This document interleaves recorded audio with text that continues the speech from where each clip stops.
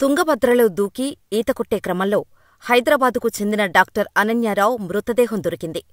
2 రోజుల విస్తృత rescue operation తర్వాత అగ్నిమాపక సిబ్బంది గురువారం సాయంత్రం 4:30 గంటల ప్రాంతంలో రాళ్ల మధ్య చిక్కుకున్న ఆమె మృతదేహాన్ని కనుగొన్నారు. డ్రోన్ కెమెరాలతో పాటు 25 మందికి పైగా ఈతగాళ్లతో రెస్క్యూ ఆపరేషన్ చేయగా ఎట్టకేలకు డాక్టర్ అనన్యారావు మృతదేహం లభించింది. డాక్టర్ అనన్యారావు మరో 2 స్నేహితులు సాత్విన్, హర్షితలతో కలిసి హంపీ టూర్కి వెళ్లారు. అక్కడున్న పర్యాటక ప్రదేశాలను చూసిన వీళ్లు మంగళవారం ఫిబ్రవరి 18 రాత్రి సనాపుర గ్రామంలోని ఓ గెస్ట్ హౌసులో బస చేశారు.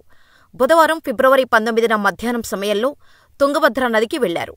అక్కడికి వెళ్లిన అనన్యారావు సరదాగా ఈత కొట్టాలనంది. అందుకోసం సుమారు 25 అడుగుల ఎత్తుగల బండరాయి నుంచి నదిలో దూకింది అనన్యారావు. ఇలా కాసేపు సరదాగా ఈత కొడుతూ ఎంజాయ్ చేసిన అనన్యారావు కాసేపటికే నదిలో నీటి ప్రవాహం పెరగటంతో కొట్టుకుపోయింది.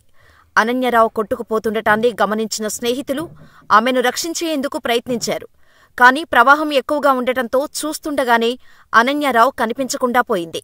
అప్రమత్తమైన ఆమె స్నేహితులు వెంటనే పోలీసులకు సమాచారమిచ్చారు.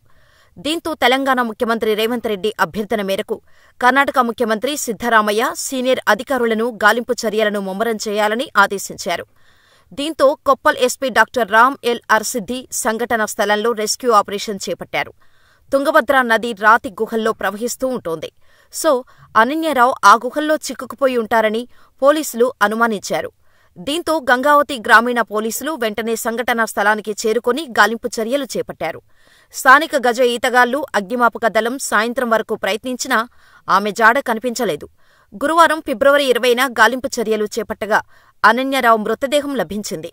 దీంతో అనన్యారావు కుటుంబంలో తీవ్ర విషాదం అలుముకుంది. కుటుంబ సభ్యులు, ఆమె స్నేహితులు బోరున విలపించారు. అయితే అనన్యారావు నదిలో దూకిన దృశ్యాలను ఆమె స్నేహితులు వీడియో తీయగా ఆ వీడియోలు సోషల్ మీడియాలో వైరల్గా మారాయి. మరోవైపు అనన్యారావు తండ్రి మోహన్రావు కూడా డాక్టరే. అనన్య వీకేసీ ఆస్పత్రిలో వైద్యురాలిగా పనిచేస్తోంది.